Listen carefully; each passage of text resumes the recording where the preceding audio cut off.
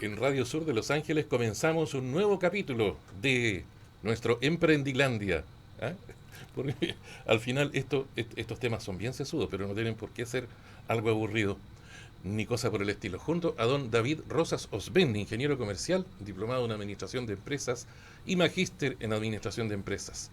Y nos acompaña hoy también don Luis Bastidas Silva, contador y auditor, diplomado en Administración de Empresas, magíster en Finanzas Aplicadas, Master in Business Administration, diplomado en Administración, contador. Oiga, pero tiene un currículum que yo, viera usted que ya estoy pero fascinado, ya me imagino que le faltan vidas para tener pero muy bien, lo felicitamos. Le paso la palabra a don David para que comencemos esto que promete ser muy interesante porque habla acerca de precisamente lo que está pasando en Chile ahora con la parte previsional. Don David, adelante. Gracias, Hassan. Un nuevo día para poder comentar y conversar cierto, algunos temas de interés. Hoy día especialmente con un tema que está muy contingente, que es de altísimo interés para las empresas y para las personas también. Vamos a tratar de abordarlo desde varias perspectivas, vamos a complementar algunos antecedentes que a lo mejor pasan sin ser bien analizados y vamos a procurar hacer, además de un programa entretenido, que sea un Emprendilandia que deje algunas nociones un poquito más certeras, tanto en la mente como en las anotaciones o apuntes que puedan tomar las personas. Y también respecto de los que son emprendedores, de los que tienen sus empresas funcionando, ¿cierto? Vamos a poderles aportar algunos antecedentes preliminares de cómo esto va a ser operativo en el corto plazo. Entonces vamos a darle la palabra a Luis si quiere complementar un poco su presentación, pero él nos va a dar el tópico que hoy día vamos a revisar. Luis, muchas gracias por haber aceptado esta invitación, estamos muy contentos de poder compartir contigo hoy. Gracias David, gracias Hassan por esta oportunidad de conversar de temas que son contingentes y que son re importantes para nuestro país y también en lo personal. Todos nosotros igual vamos a terminar jubilados en algunos años más. Así es, vamos a terminar con eso. Y jubilados y pensando que podría haber sido más la platita, que por qué fue tan poca, que qué pasó. Y ahora hay todo un revuelo en que, como conversábamos un poquito antes de entrar al aire, se mezcla lo técnico y se tiñe de político. Como que la política Sí. ensucia algo que técnicamente parece ser que está bien hecho, según dicen la gente que sabe de esto, ¿verdad? Lo encuentra bueno. Y los políticos, unos lo encuentran bueno y otros dicen, no, horrible, pero ¿cómo? Mira, te están expropiando tú. No, no. ¿Qué hay realmente en esta reforma provisional, no es cierto? Hay ¿Qué aprensiones hay? y hay mitos a la vez. Entonces Exacto. lo importante es que... Explicarlo técnicamente Así así, es, con manzanita, por así favor. es. Y ¿Ah? hacemos Con una manzanita. descripción objetiva de los hechos. ¿Mm? Exactamente. Muy bien. ¿Qué pasó entonces? ¿Qué fue lo que se aprobó? ¿Es bueno? No, que le quieren pegar un manotazo a las pensiones, dicen a los desconfiados. Y otros dicen, no, pero es que, oiga, si antes uno vivía menos, pues entonces, claro, ahora hay que aumentar la cotización, porque ¿cómo se le ocurre que ahora usted vive el doble o triple que lo que vivía antes después de jubilarse? Y usted quiere, ¿qué quiere? ¿Que la pensión le dure 10 años y después quedarse sin plata? ¿Cómo? ¿Qué hacemos? ¿Qué pasó? ¿Aumentó la cotización? ¿Se la van a repartir entre los políticos o no? ¿Qué pasó con eso, don Luis? Hassan, bueno, gracias por la pregunta. Lo primero, quizás me quiero ir al origen. Este es un sistema que se denomina de capitalización individual. Entonces, lo que Ajá. importa es que cada uno de nosotros va ahorrando en un sistema para Ujú. tener una buena jubilación cuando uno ya esté pintando canas. Eh, Cuando se crea este sistema, la esperanza de vida, un dato relevante, en ese momento, después de jubilado, eran casi 10 años. Hoy, la esperanza de vida, gracias al sistema de salud que tiene el país, que efectivamente es bueno, tenemos una esperanza de vida muchísimo mayor y por lo tanto, cuando llega la edad de jubilación, mi esperanza de vida aumentó al doble. Entonces, como la jubilación es una simple división en donde el numerador son lo que yo ahorré y el denominador mi esperanza de vida, cuando yo en el denominador aumento la cifra, el resultado tiende a caer. Y eso es lo que ha ocurrido en Chile. Las pensiones son bajas, efectivamente son bajas. ¿Y cuál ha sido la culpa de la AFP? No, principalmente el componente tiene que ver con la esperanza de vida de los chilenos. La esperanza de vida ha aumentado muchísimo, eso es muy bueno, porque todos queremos vivir más años, pero eso ha traído consecuencias en que la pensión ha caído. Pero además tenemos un segundo componente, porque estamos hablando de los chilenos. Claro, efectos demográficos. El efecto demográfico. Pero además, dentro de nosotros, los varones morimos antes que las mujeres en Chile. Y además, en el caso nuestro, los varones trabajamos de acuerdo a la ley, o nos podemos jubilar a partir de los 65 años y las damas a partir de los 60 años. Entonces tenemos por un lado las mujeres que cotizan menos, o sea, en el numerador es menos. ¿Por qué? Porque trabajan 5 años menos, pero además su esperanza de vida es mucho mayor que la de los varones. Los varones cotizamos más a los 65 y nuestra esperanza de vida es menor, por lo tanto el impacto en nuestra pensión es mucho más fuerte en las damas que en los varones. Esa es como la base. Entonces uno dice, si yo tengo esta división que hacer, ¿cómo lo puedo mejorar? No puedo hacer nada en la esperanza de vida, pero sí yo puedo, por lo tanto, meterle más plata o más fondos. Y lo que pretende esta reforma, precisamente aumentar los fondos de todos los trabajadores de Chile, hombres y mujeres. Entonces, esta reforma es sustantiva. Nosotros antes depositábamos un 10% de nuestros haberes imponibles a nuestro fondo. Hoy día vamos a depositar 16% de nuestros haberes imponibles a este fondo. ¿Quién está pagando la diferencia? Nuestro empleador. El empleador está absorbiendo este mayor costo. Eso yo diría que todo va a partir el diálogo. Excelente. O sea, la esperanza de vida aumenta, se espera, no se pueden vivir más años con la misma, recibiendo la misma cantidad de dinero de jubilación. Obviamente que hay que dividirlo por la cantidad de años más que usted va a vivir. Pero para eso habría que haber aumentado entonces la cotización, ¿verdad? Que antiguamente, antes del sistema de AFP, la cotización era mucho mayor. Antiguamente se cotizaba alrededor en las antiguas cajas, que eran distintas, pero en torno a un 25%. Pero y todo el mundo estaba tranquilo con que el 25% del sueldo se fuese a su futura jubilación algún día. Efectivamente, el 25% que incluía también la parte de salud, pero era un 25% lo que se aproximadamente. Ojo que había muchas cajas, entonces esta cifra dependía de cada una. De cada una, entonces hay algunas 24, otras 26, algunas 25. Así que, pero resumiendo, el sistema antiguo recaudaba más o menos un 25 y era un sistema que se denomina solidario o de reparto, en donde todos aportaban un fondo común y este ente tomaba ese fondo común y repartía a las personas. Y al final la jubilación dependía de cuánto hubiese sido su sueldo las últimas claro, veces. No tenía relación con cuánto habían aportado, sino que tenía relación más bien con normas que habían específicos y que ciertas cajas tenían normas distintas y por lo tanto había... la principal crítica al sistema antiguo era la arbitrariedad respecto de la forma en que uno jubilaba. No era igual en todas las cajas, la caja de empleados particulares, la caja de empleados fiscales, la caja de empleados municipales, etcétera. Habían varias cajas que tenían normas distintas y que se prestaba mucho para arbitrariedad. Entonces, eso era un sistema que en el largo plazo no funcionaba, pero también empezó a pasar este efecto demográfico, de que la gente empezó a vivir más. Y la masa que aportaba no era suficiente para mantener el sistema. Y en términos de la masa que aporta, como lo refiere Luis, tenemos el fenómeno de la natalidad. Demográficamente Chile ha ido disminuyendo su tasa de natalidad, por lo tanto el mercado de oferta de mano de obra, podríamos decirle, también disminuye, hay menos cotizantes, hay menos fondos. Y hay más gente de mayor edad, digamos. Claro. O sea, nos estamos envejeciendo como población. Claro, por eso se cambia ese sistema. Se cambia. En el mundo tampoco era al de cotización individual. Claro. Que en casi en el Usted mundo junta para su propia, no para la de otros. Efectivamente. Porque en el fondo en ese tiempo los que cotizaban le estaban pagando la jubilación a otros, probablemente. Efectivamente. Y esperando que tenía. algunos que todavía no han nacido le vayan a pagar a usted la jubilación el día que usted esté ya jubilado. Exactamente. Pero si cada vez hay menos jóvenes, eso ya va siendo imposible. Se hace la cotización individual y por eso se cambia el sistema, este sistema de capitalización. Pero se parte con un 10%. Efectivamente. Lo cual demostró ser poco porque la gente empezó a vivir más, mucho más. En un inicio, las rentabilidades de estos fondos también fueron muy buenas. Ujú. Con el tiempo, las rentabilidades fueron cayendo porque también Ya. se empezaron a meter muchas modificaciones Al sistema. al propio sistema, Ya. en donde afectaron al final estas modificaciones la rentabilidad. rentabilidad. Eso fue real. Ajá. Entonces, hoy día, las rentabilidades que siguen siendo buenas, de hecho, yo diría Ujú. que si yo mira en el horizonte, la rentabilidad de un FP ha superado cualquier fondo mutuo, Ujú. lo han hecho muy bien.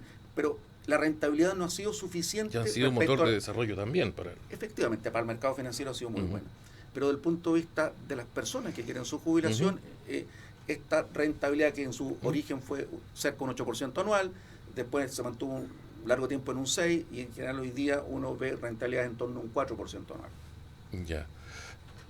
Si comparásemos el decreto original, el inicial de los sistemas de AFP, el que hizo don José Piñera, ese Mercedes-Benz al que había que echarle benzina, las modificaciones que ha tenido en el tiempo han ido en desmedro del cotizante. Cuando uno las lee, efectivamente, porque... Están así, o sea, eh, eh, que ahora le cobren comisiones, que si la persona está desempleada le cobren por la administración de los fondos igual, aunque no esté cotizando porque el tipo está cesante, como que en la lógica no debiera ser.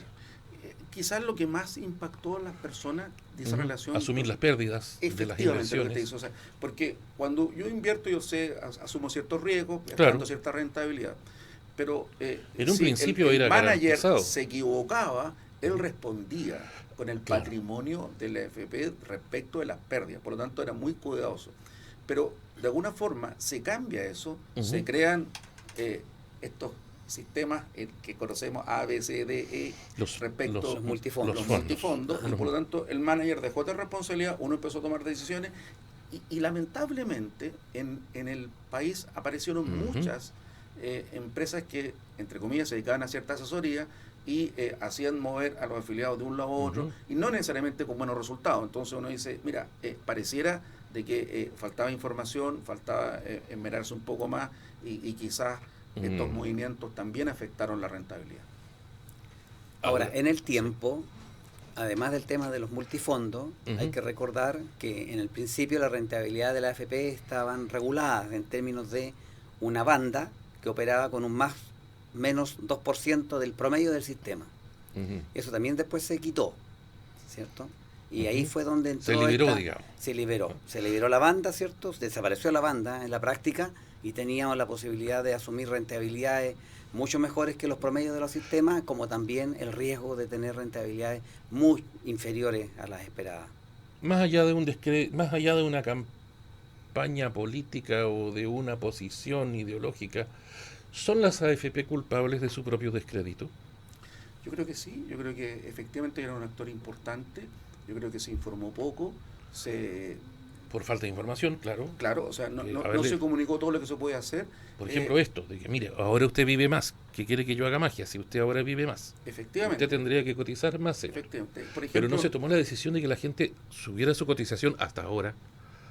Pero no se había tomado, debió haberse tomado mucho antes. Pero Debió esa haberse decisión subido- no la iban a tomar la AFP.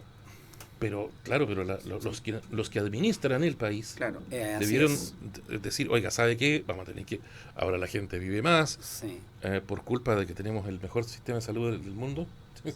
Entonces, por culpa de las vacunas, por culpa de toda la salud primaria, y ahora la gente vive más, por lo Sí. tanto, oiga, Sí. ¿usted Yo qué diría- piensa vivir? Sí, yo diría gracias a la vacuna, gracias a la atención Gracias, primaria. claro, Más que claro, por culpa. claro. En el fondo es así. Gracias a todo lo que se invierte, que Así además es. debemos reconocer Tenemos que se una muy buena invierte, medicina en el que se país. invierte un platal en prevención, Mucho. Ujú. en la parte preventiva, la parte de vacuna, la parte de los controles. Oiga, pero se gasta un platal y se logran unos resultados fantásticos. Claro. Al punto que antiguamente existía la desnutrición y el doctor Monkeberg hizo milagros con toda su obra y resulta que ahora nos pasamos de largo y ahora estamos todos obesos. Entonces, bueno, hablo por mí nomás, ustedes no. Pero me refiero a que sí, ya nos pasamos de largo, desnutrición no existe, mortalidad infantil es una cosa que uno dice, ¿quién se murió un niño? ¿Por qué? ¿Cómo se te ocurre? Si antes era normal que se murieran buena parte de los niños. Ahora no, ¿de qué se murió si no puede ser? ¿Pero cómo? Como dijimos antes de entrar al aire también, uno en los 80s decía, oye, se murió el vecino, el viejito de la esquina. Sí, se murió, sí. ¿Qué edad tenía? No, tenía como más de 60. Ah, ya era normal. Hoy día se muere alguien de 60 años. ¿Qué pasó? ¿Por qué se murió? ¿Tú puedes creer que alguien se haya muerto si tiene 80, 85, 90? Ya podría ser normal que alguien que se vaya muriendo por su vejez, pero alguien de 60 no. Son los nuevos 40, por favor. Pero sí, eh, obviamente que ahora vivimos tranquilamente 20 o casi 30 años más que hace 50 años. Efectivamente. ¿Verdad? La esperanza de vida. ¿Y de dónde cree usted que va a salir la plata para mantenerle su mensualidad, su jubilación? Tendría que haber cotizado más, pero no era políticamente correcto. Ve que ahí la política tiñe y las decisiones técnicas. Claro, no era políticamente No, correcto. no era popular. Claro, la AFP no informaron adecuadamente la importancia del ahorro. En general se dio un incentivo tributario, o sea, si las personas podían aportar más a su fondo, tenía Claro. un incentivo tributario. Pero era voluntario. Era eso. voluntario, Porque pero si además el incentivo afectaba precisamente a las rentas más altas, ahí donde uno efectivamente tenía. Entonces Claro. el trabajador normal, ese incentivo no le hacía sentido porque no lo podía usar. Porque necesita cada peso que tiene. Efectivamente. Claro, Por lo tanto, incluso el APB, que era una buena, Ujú. y es una buena decisión, Ujú. no fue permeado a... Hoy día hay 6 millones de cotizantes y los que hacen APB creo Ujú. que no alcanza más allá del 10%. Claro, digamos que esa persona necesita todo el efectivo disponible que le puedan dar.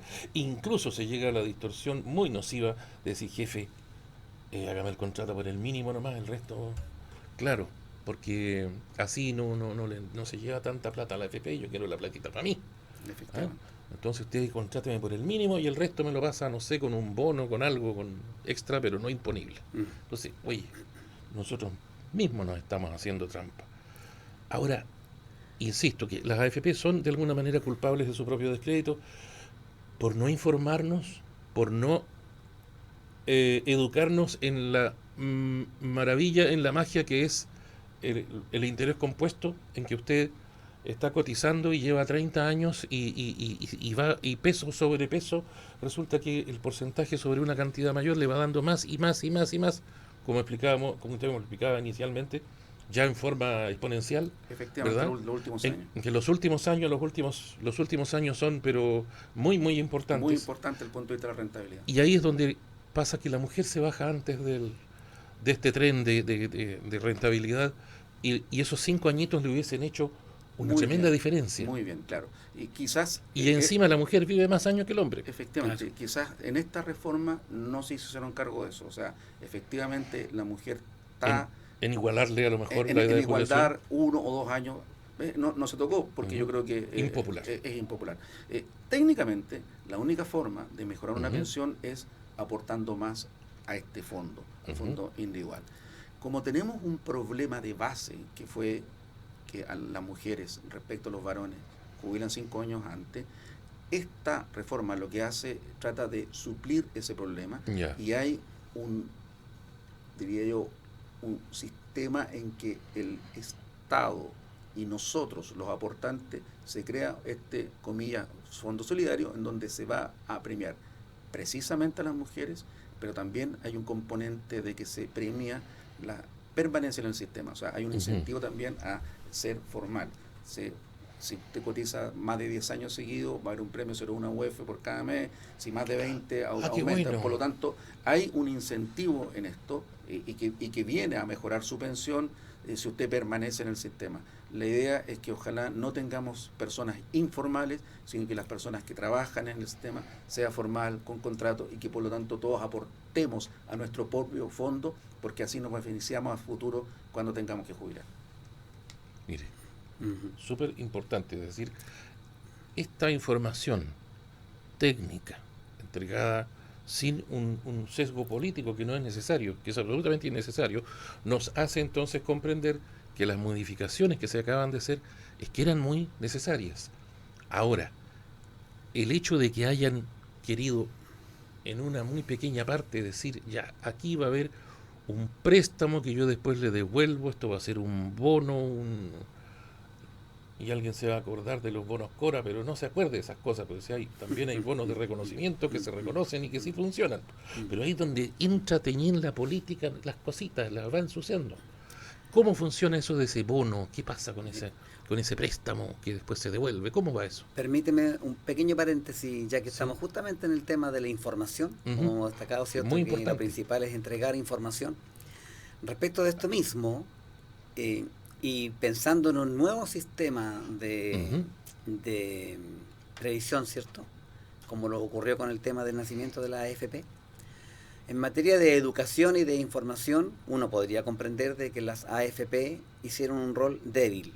¿Ya? Digo débil porque en mi caso yo recuerdo que a mí sí me explicaban ciertas cosas los ejecutivos de la AFP. Claro. ¿Ya? Pero cuando yo fui uno de los primeros en pasarme a AFP, porque cuando inicié mi vida laboral, justo tocó el cambio. ¿Ya? Pero yo recuerdo que todos los primeros años iban funcionarios de la AFP, de las distintas AFP, a las empresas donde yo trabajaba, y explicaban ciertas cosas respecto de cómo funcionaba el sistema. Ciertas cosas a lo mejor no eran comprensibles para uno mismo aún.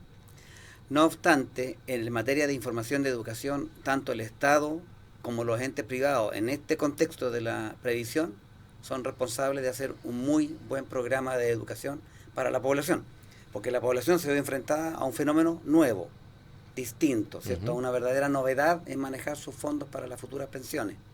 Bueno, ahí debe haber educación desde ya en los institutos, en los colegios técnicos, para que la gente sepa cómo es el manejo de sus fondos para el futuro. Eso es parte de la educación cívica que, por ejemplo, que debiese volver como ramo, ¿no? ¿Es cierto que un tiempo lo habían sacado? Es parte del conocimiento de lo que pasa en tu vida, es decir, cómo funciona el sistema con el cual te vas a jubilar algún día. Claro. Debiésemos manejarlo al dedillo desde el colegio. Claro, cuando se crearon los multifondos, por ejemplo, se pudo haber asumido en esta libertad que tenía la gente de cambiarse de fondo, ¿verdad? De que la gente entendía qué significaba cambiarse de fondo, y la verdad que nadie lo entendía. Entonces, oiga, eso para abrir todas estas novedades, todas estas mejoras, todas estas cosas que se van desarrollando, debe existir educación, formación, capacitación. Oiga, ¿usted me va a creer que muchas personas ni siquiera saben en qué AFP están? Claro, efectivamente. Y que se vinieron a enterar recién cuando les vino el interés porque podían sacar platita de ahí. Ahí la gente averiguando en qué AFP estaba. Así es. Y muchas veces también se cambiaban de distintas FP más bien por hacerle un favor al amigo que trabajaba. Entonces, claro, hubo cambios de FP, algunos se fueron a FP más caras, otras más baratas, algunas AFP tenían una rentabilidad por sobre el promedio respecto a las otras. Entonces también hubo al inicio, y no importaba tanto porque estaba perdiendo el sistema, pero sí, era relevante precisamente el primer aporte, quizás el más importante en la vida futura. Y era muy importante, claro, los primeros aportes, porque son los que dan esa distancia en años, ¿no es cierto?, que van a hacer que el interés funcione. Porque no saca nada usted con meterle un platal a última hora a esto. Claro, el impacto en la pensión no es tan relevante como haber sido personalmente en el tiempo y que hubiésemos aprovechado desde el inicio la magia del interés compuesto. Claro. Exactamente, si usted aprenda, googlee qué es el interés compuesto, imagínelo, juegue un poco con la idea, identifíquelo y obviamente preocúpese porque sabe que, como decíamos, muchos ni siquiera saben en qué AFP están y van a saber cómo funciona. Entonces, que le pongan la opción de que haya multifondos, la verdad es que es como, me van a perdonar, pero es como la vaca mirando pasar el tren, o sea, no sabe qué es eso. Y la verdad es que tampoco le interesa mucho. A algunos sí, pero es que ¿por qué? Pero por falta de conocimientos. Por falta de conocimientos dados en una etapa inicial. En el colegio debiese haber una escuela para la vida donde le expliquen a usted esta parte, ¿no es cierto? Y le expliquen el sistema con manzanitas, muy simple, pero que ya haya una noción de ello. Porque al final las personas dicen, sí, total, yo tengo que trabajar igual. Mira. Y también es cierto que se producen estas, como dijera yo, estos resquemores de la política que vienen a ensuciar. No, yo no confío en lo que hagan estos y todo. Pero se imagina hubiesen hecho esta modificación de aumentar la cotización durante un gobierno de derecha. Realmente, yo creo que lo hubieran hecho pebre. Vendidos a las AFP, claro, porque no sé qué. Oiga, pero hubiera quedado la crema. Es relevante tu pregunta. Yo creo que no hubiese podido ser. Esta reforma lleva 15 años en el Congreso. 15 años. pasó por 15 distintos años. gobiernos. Se hablaron varias comisiones, ¿te acuerdas? La comisión Bravo, la comisión Marcel, y ahí estaba, ahí estaba. Entonces, cuando uno dice, mira, es que esto lo hizo Boric, no, si esto venía de antes, y lo que ha hecho cada gobierno es tratar de implementarla. Y aquí trabajaron muchos técnicos que aportaron la parte técnica. O sea, no es algo improvisado que haya sido hecho ahora, recién la semana pasada. Y además, Hassan, la receta era clara. Todo el mundo sabía que la única forma que de había que la que pensión aumentar mejor había que aumentar el ahorro. el ¿Qué ahorro, significa? sí. Aumentar la cotización. Claro. Por lo tanto, decía, entonces es unánime. Mejoran las pensiones, sí, necesito más ahorro.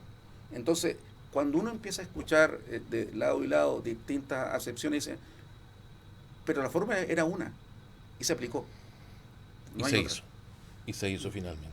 Ahora, debió haberse hecho hace mucho tiempo, sin duda. Gradualmente. Sí, claro, hace mucho tiempo que esto podemos haber hace 30 años que debió haberse ido aumentando la cotización, a lo mejor un punto cada 5 años.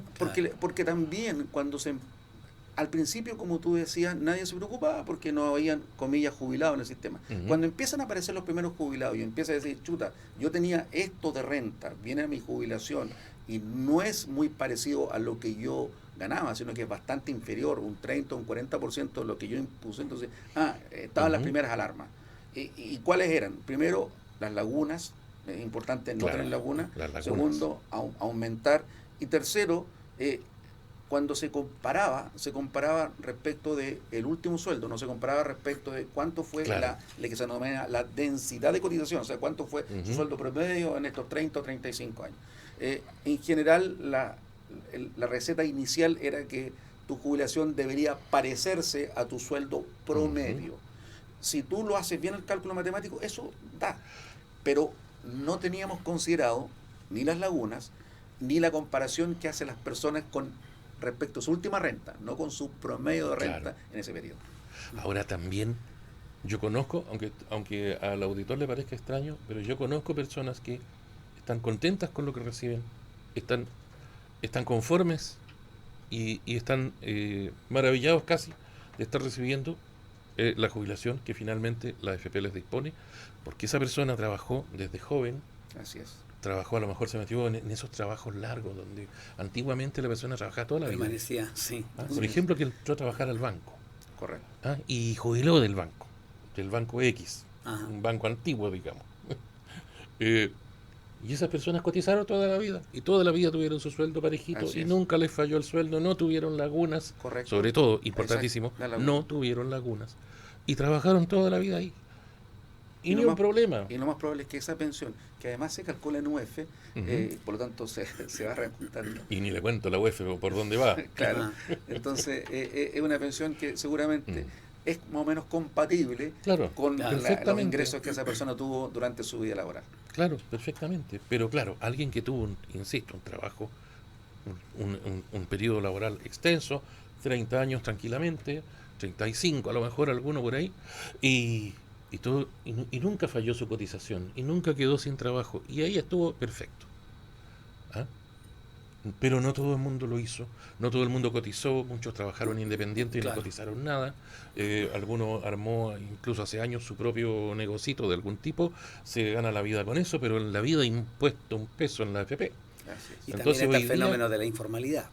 Claro. Mucha gente prefería, porque ojalá que el día no sea así. Toda la platita para adentro, claro. Como es el caso de algunos, vemos por ahí algunos artistas, que fueron muy buenos artistas, cómicos, actores, actrices, de todo, que dicen, ay, ahora no tengo para... Ya, pero y cuando trabajabas en la tele y ganabas millones, ahí no decías nada. Pero ahora que tu trabajo ya de artista terminó, ahora quieres que el resto te dé. Bueno, ¿y qué pasó cuando tú ganabas plata? Sí. No fuiste previsor, previsión. Sí, así es.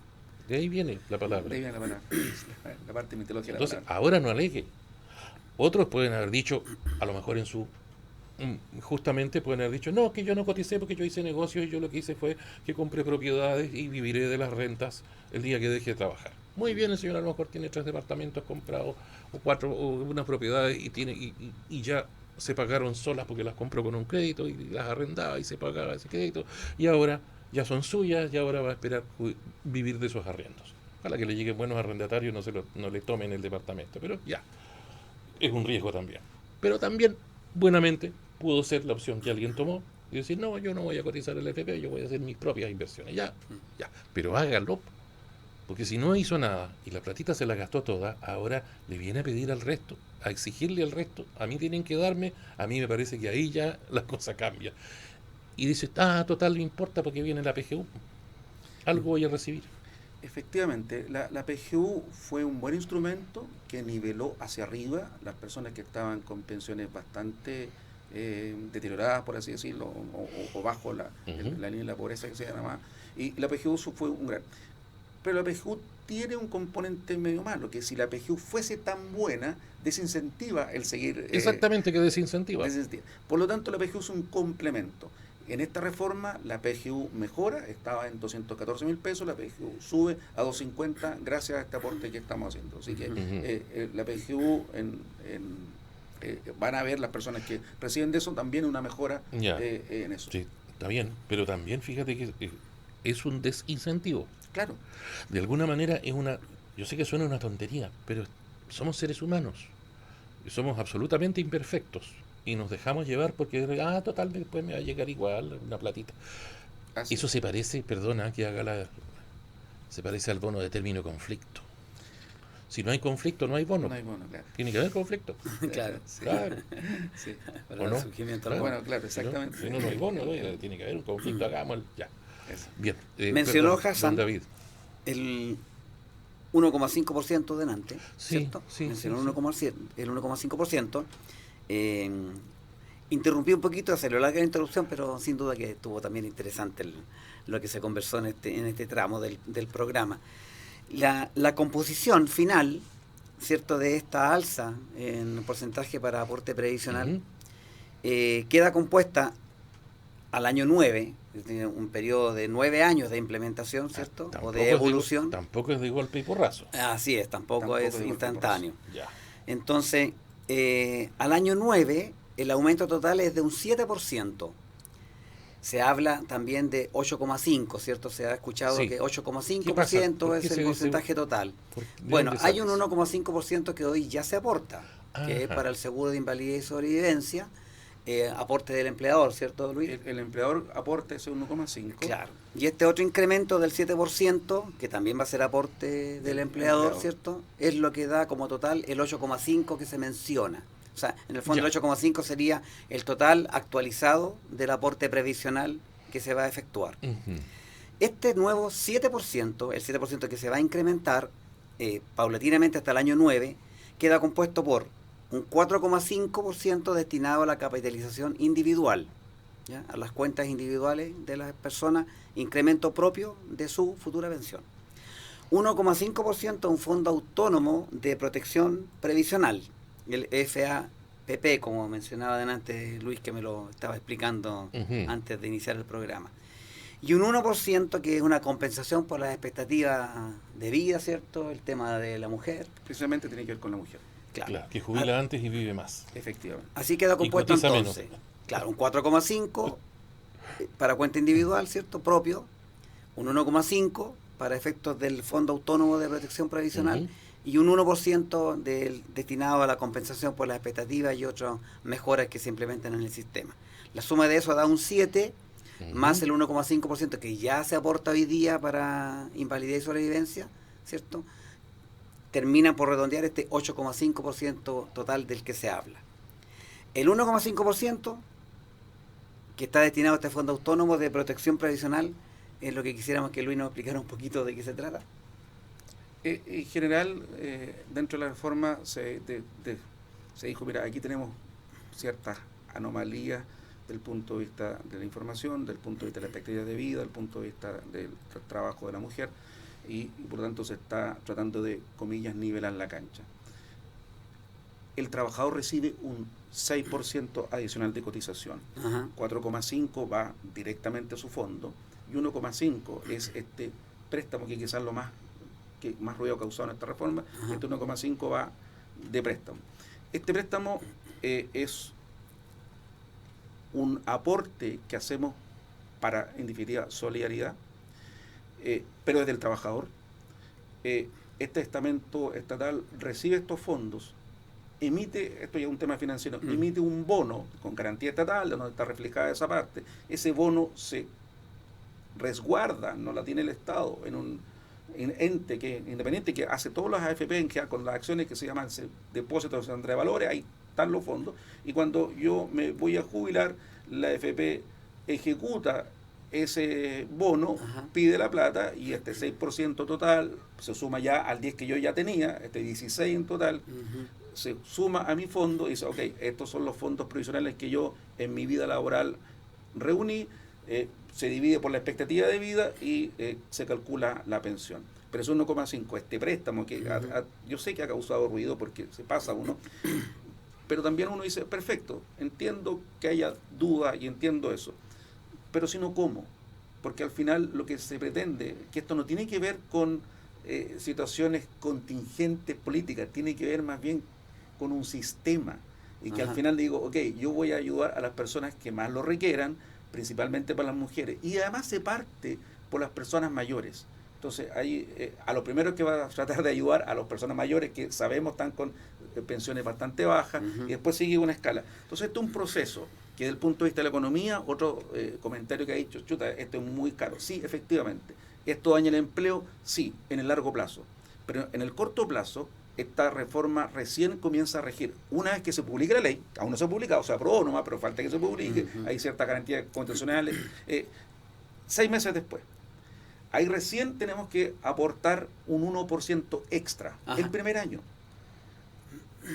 Un año y medio después se aporta un 2%, y así hay una escala hasta que, como tú bien lo dices, en el año 9 vamos a estar en total con este 8,5. Entonces, desde el punto de vista del mercado laboral, al menos los primeros 18 meses el impacto va a ser 1 en 6 meses más, y 2%. Es decir, pensamos que el mercado laboral pudiese absorber eso. En el largo plazo va a afectar, sí, eso es sin duda, porque uno hace el cálculo, claro que afecta. Pero también hay una gran apuesta desde el punto de vista, y también necesaria, y todo el mundo lo reclama, el crecimiento. El país requiere crecer para tener mejores empleos, mejores remuneraciones. El país necesita crecer. Estamos con un 2 y fracción este año, aún no está el último dato, y eso es poco. El país requiere crecer sobre un 4% para que en definitiva las expectativas nuestras de un mejor bienestar, de una mejor seguridad, se cumplan. El crecimiento es vital para el país. Con crecimiento tenemos mejores empleos, con crecimiento tenemos mejores jubilaciones. Sí. Quisiera repasar un poquito lo que acaba de decir Luis. Repase. En términos de los 2 primeros años, para tener una frontera que es más cercana solamente, y para comprensión de los emprendedores, de aquellos que tienen sus negocios, ¿verdad? Aquellos que tienen su actividad comercial formal y que contratan personas. Respecto de la remuneración imponible, ¿cierto?, que otorgan a sus trabajadores, el incremento para el año 1, que debe ser en torno a los 5 o 6 meses más, digamos, más adelante, porque esto tiene que entrar toda una etapa de reglamento, de depuración de la norma. Cuando esto se llegue a implementar, el primer impacto para los primeros 12 meses, una vez que entre en vigencia, es de un 1% sobre la remuneración imponible. Ese es el costo, por decirlo así, para el empleador. O sea, para nuestro emprendedor, para las personas que están llevando adelante su negocio y que tengan personas contratadas. Respecto de la remuneración imponible de su personal, un 1% adicional va a ser su aporte para este primer año, ¿ya?, que va seguramente a regir en 5 o 6 meses más. Posterior a ese periodo, llegado al segundo año de implementación de la norma, el valor adicional que deben cotizar respecto de la remuneración imponible de su personal será un 2%.